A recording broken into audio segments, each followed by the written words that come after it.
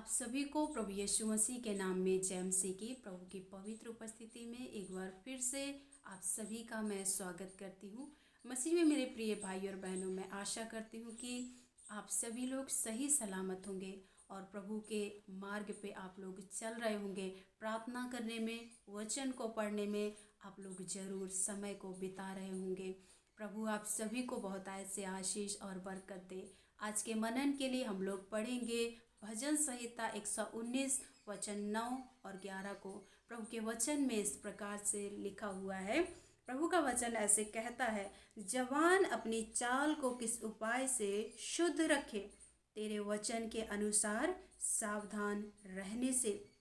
11वां वचन है, मैंने तेरे वचन को अपने हृदय में रख छोड़ा है कि तेरे विरुद्ध पाप ना करूं। ये प्रभु का पवित्र वचन है। आज परमेश्वर का वचन हम सभी जवानों को सलाह देता है, चाहे वो शादीशुदा जवान है, चाहे वो बिना शादीशुदा के हैं। हर एक के लिए परमेश्वर का वचन एक समान है। एक जैसा परमेश्वर का वचन प्यार करता है, एक समान डांटता है, एक समान परमेश्वर का वचन सलाह देता है और एक समान परमेश्वर का वचन अगुवाई करता है। तो परमेश्वर का वचन किसी के साथ में पक्षपात नहीं करता। अब ये हमारे ऊपर है कि हम परमेश्वर के वचन को किस तरह से लेते हैं। उसे गंभीरता के साथ ले रहे हैं या फिर उसे हल्के में ले रहे हैं, ये हमारे ऊपर निर्भर करता है। इसलिए आज परमेश्वर का वचन जवानों के विषय में बातचीत करता है, क्योंकि जवानों की स्थितियां, चाहे वो शादीशुदा हैं, चाहे वो बिना शादीशुदा हैं, लेकिन है जवान, परमेश्वर का वचन उन सबों से एक तरह से बातचीत करता है। क्योंकि हम जिस तरह से संसार में नज़र लगा के देखते हैं, उठा के देखते हैं, तो जवानों की स्थितियां काफ़ी हद तक बिगड़ती चली जा रही हैं और बिगड़ चुकी हैं, क्योंकि जवानों ने अपने चाल चलन को बिगाड़ लिया है। लेकिन यहाँ पे परमेश्वर का वचन क्या कहता है, परमेश्वर का दास भजनकार यहाँ पे क्या कह रहा है कि जवान अपनी चाल को किस उपाय से शुद्ध रखे। जवानों को किस उपाय से अपने चाल चलन को शुद्ध रखना है, एक ही उपाय बताया गया है, वो है परमेश्वर का वचन। कहता है कि जवान अपने चाल को किस उपाय से शुद्ध रखे। सवाल करता है और फिर खुद ही उस बात का आंसर देता है कि तेरे वचन के अनुसार सावधान रहने से। मेरे जवान भाई बहनों, परमेश्वर का वचन हमें गाइड करता है, सलाह देता है, राह दिखाता है, एक आकार देता है। यहाँ पे परमेश्वर का वचन कह रहा है कि तेरे वचन के अनुसार सावधान रहने से। अब जवान लोगों के हृदय के अंदर कितना परमेश्वर का वचन है, वो एक सवाल है। परमेश्वर का दास आगे कहता है कि मैंने तेरे वचन को अपने हृदय में रख छोड़ा है ताकि तेरे विरुद्ध पाप ना करूं। मेरे प्रियो, अगर परमेश्वर का वचन हमारे हृदय के अंदर है तो वो परमेश्वर का वचन हमें गाइड करता है कि नहीं, वचन में इस तरह से लिखा है, हमें ऐसे नहीं करना है, हमें ऐसे नहीं चलना है, हमें ऐसे नहीं जीना है, हमें इस तरह से कामों को नहीं करना है, इस तरह से कामों को अंजाम नहीं देना है। परमेश्वर का वचन हमें गाइड करता है। लेकिन समस्या यहाँ पे है कि जवान लोगों को परमेश्वर के वचन को पढ़ने का समय नहीं है। आज जवान लोग परमेश्वर के वचन से इतना दूर चले गए हैं, उनको परमेश्वर के वचन के प्रति कोई लगाव ही नहीं है। अगर जवान अपनी चाल को सोचे, परीक्षण करे उसके बारे में, तो वो जरूर इस बात के बारे में ध्यान देगा कि मुझे परमेश्वर के वचन को पढ़ना है। यदि आज मेरे प्रियो आप मुझे सुन रहे हैं, परमेश्वर के वचन को आज आप सुन रहे हैं, तो प्लीज़ परमेश्वर के वचन को बड़े गंभीरता के साथ लें, क्योंकि जवानों की स्थितियां बहुत गंभीर होती चली जा रही हैं। सभोपदेशक 11 अध्याय उसके 9 वचन इस प्रकार से कहता है जवानों के लिए, है कि हे जवान, अपनी जवानी में आनंद कर और अपनी जवानी के दिनों में मगन रह, अपनी मनमानी कर और अपनी आँखों की दृष्टि के अनुसार चल, परंतु यह जान रख कि इन सब बातों के विषय में परमेश्वर तेरा न्याय करेगा।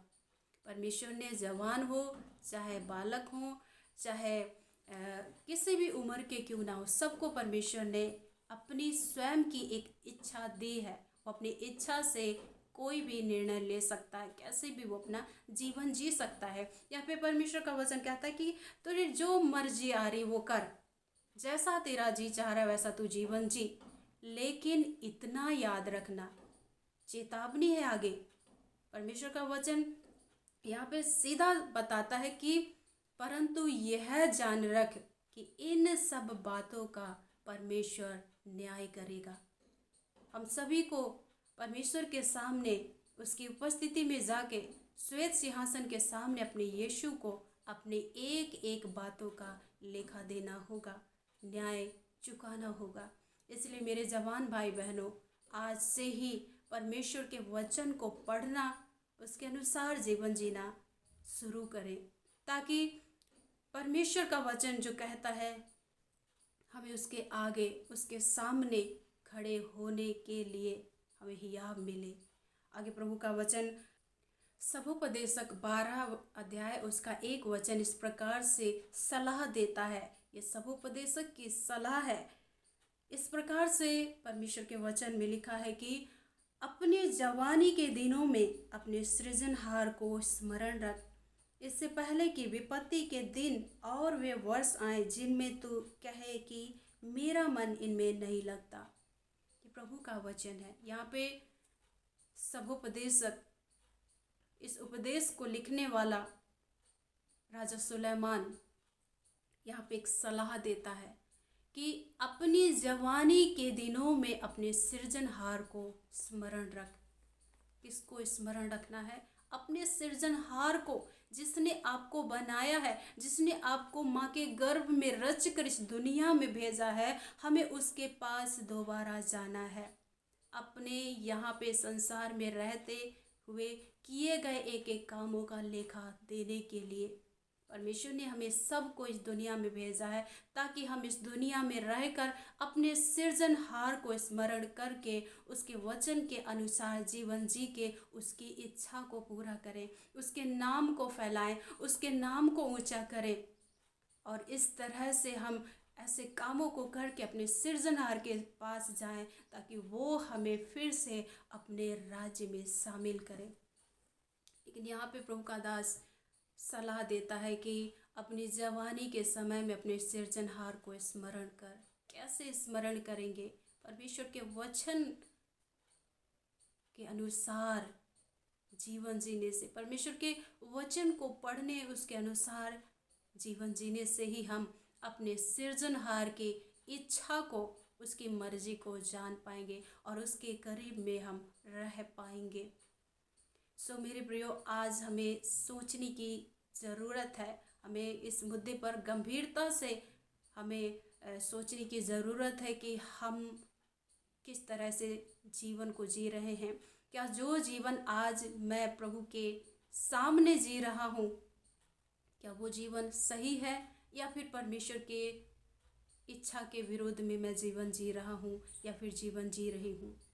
तो आज मेरे प्रियो, प्रभु का वचन हमें यही सलाह देता है कि हमें अपने सृजनहार को स्मरण करके विश्वास में, प्रेम में और धार्मिकता में हमें आगे बढ़ना है। अपनी जवानी की अभिलाषाओं को, इच्छाओं को त्यागते हुए, एक साइड में रखते हुए हमें अपने सृजनहार की भक्ति में, उसके ऊपर विश्वास करने में, उसके पीछे धार्मिकता के साथ जीवन जीने में हमें पीछा करना है, हमें दौड़ना है, हमें स्मरण रखना है कि हमारे सृजनहार की ये इच्छा है। दूसरा तीमुथियुस की पत्री उसके 2 अध्याय और 22 वचन में प्रभु का वचन इस तरह से सलाह देता है, जवानी की अभिलाषाओं से भाग और जो शुद्ध मन से प्रभु का नाम लेते हैं उनके साथ धर्म और विश्वास और प्रेम और मेल मिलाप का पीछा कर। किससे भागना है? जवानी की अभिलाषाओं से भागना है और शुद्ध मन से, पवित्र मन से अपने प्रभु का नाम लेना है। जो लोग शुद्ध पवित्र हृदय से परमेश्वर का नाम ले रहे हैं, उनके साथ में मिल के क्या करना है? परमेश्वर के पीछे धर्म और विश्वास और प्रेम और मेल मिलाप का पीछा करना है। ये प्रभु की सलाह है, ये परमेश्वर के वचन की सलाह है। सो मेरे प्रियो, आज आप किसकी सलाह मान रहे हैं? परमेश्वर के वचन की या फिर संसार की? संसार में तो जो मर्जी आए वो करो, कोई रोक टोक नहीं है, लेकिन परमेश्वर का वचन आज हमें सलाह देता है। हम सब जवान हैं, परमेश्वर हम सबों के लिए एक समान बात करता है, एक समान हमें सलाह देता है और कहता है कि हमें शुद्ध मन से, जो लोग परमेश्वर का नाम लेते हैं, उनके साथ में मिल के परमेश्वर के प्रति भक्ति, प्रेम, धार्मिकता, मेल मिलाप का हमें पीछा करना है। सो प्रभु आप सभी को इस वचन के द्वारा आशीष और बरकत दे। मैं आशा करती हूँ कि आप लोग इस वचन के द्वारा परमेश्वर की इच्छा को, उसकी सलाह को समझ पाए होंगे। यदि आप परमेश्वर की इच्छा के अनुसार जीवन जिएंगे, परमेश्वर का वचन कहता है आप उसके श्वेत सिंहासन के सामने निडर खड़े होंगे, परमेश्वर के सामने आप खड़े होने के लायक बनेंगे। सो प्रभु आप सभी को बहुत ऐसे आशीष दे और आप सबों की, हम सबों की सहायता करें, ताकि हम अपने जवानी के समय में, जिसने हमें सिरजा है, जो हमारा यीशु है, जिसने हमें अपने स्वरूप और अपनी समानता में बनाया है, उसको अपने इस जवानी के समय में स्मरण रखते रहें और उसी को स्मरण रख के उसके मार्गों पर जीवन भर चलते रहें। सो प्रभु आप सभी को आशीष और बरकत दे। हम लोग प्रार्थना करेंगे। हमारे जीवित अनुग्रहकारी परमेश्वर पिता, प्रभु यीशु मसीह के नाम से आपके पवित्र चरणों पर आते पिता, प्रभु मैं आपका धन्यवाद करती हूँ आज के सुंदर वचन के लिए। प्रभु वचन आपका है पिता, हम सब आपके हैं प्रभु यीशु, इसलिए हमारी प्रार्थना है आज के वचन के अनुसार हम सबको आशीष और बरकत दे परमेश्वर। आपके वचन के अनुसार हमारे जीवन को जीने के लिए आप हमारी मदद करें। इस समय में जितने भी भाई और बहन प्रभु आज आपके वचन को सुन रहे हैं, मेरी प्रार्थना है पिता परमेश्वर, प्रभु एक एक भाई बहनों को आप अपने वचन से धोएं, अपने वचन से शुद्ध करें पिता, ताकि प्रभु यीशु आपका वचन इन्हें नया आकार दे। प्रभु मेरे परमेश्वर पिता, एक एक के जीवन में अपने वचन के अनुसार काम करे परमेश्वर पिता। प्रार्थना करते हैं प्रभु यीशु मसीह, जितने भी जवान भाई और बहन गलत रिलेशनशिप में पड़ गए हैं या फिर गलत संगति में पड़े हुए हैं, गलत आदतों में फंसे हुए हैं परमेश्वर, या फिर किसी भी प्रकार की प्रभु ऐसी बातों में है फंसे हुए जहाँ पे इनको नहीं फंसना चाहिए था, मेरी प्रार्थना है परमेश्वर आप इन्हें आज ही यीशु के नाम से ऐसे प्रभु बातों से छुड़ाएं, ऐसे चाल चलन से छुड़ाएं, ऐसे गलत संबंधों से, गलत रिश्तों से आप इन्हें आज़ाद करें यीशु के नाम से। प्रभु आप प्रत्येक की ज़िंदगी में यीशु के नाम से काम करें। पापा मैं आपका धन्यवाद करती हूँ, आपने हमारी प्रार्थना को सुना है, सुन के हाँ और आमीन के साथ उत्तर दिया है, मैं विश्वास करती हूँ। धन्यवाद के साथ ये विनती हमारे उद्धारकर्ता मसीह यीशु के नाम में होकर मांगते हैं, आमीन आमीन। सो प्रभु आप सभी को बहुत ऐसे आशीष और बरकत दे। यदि आप लोगों के कोई भी प्रार्थना निवेदन है तो आप हमारे साथ कमेंट के माध्यम से या फिर व्हाट्सएप में अपना मैसेज भेज के हमारे साथ अपने प्रेयर रिक्वेस्ट को शेयर कर सकते हैं। हम आप सभी लोगों के लिए प्रार्थना करेंगे। प्रभु आप सभी को आशीष दे। तब तक के लिए अपना ढेर सारा ख्याल रखें। जय मसीह की।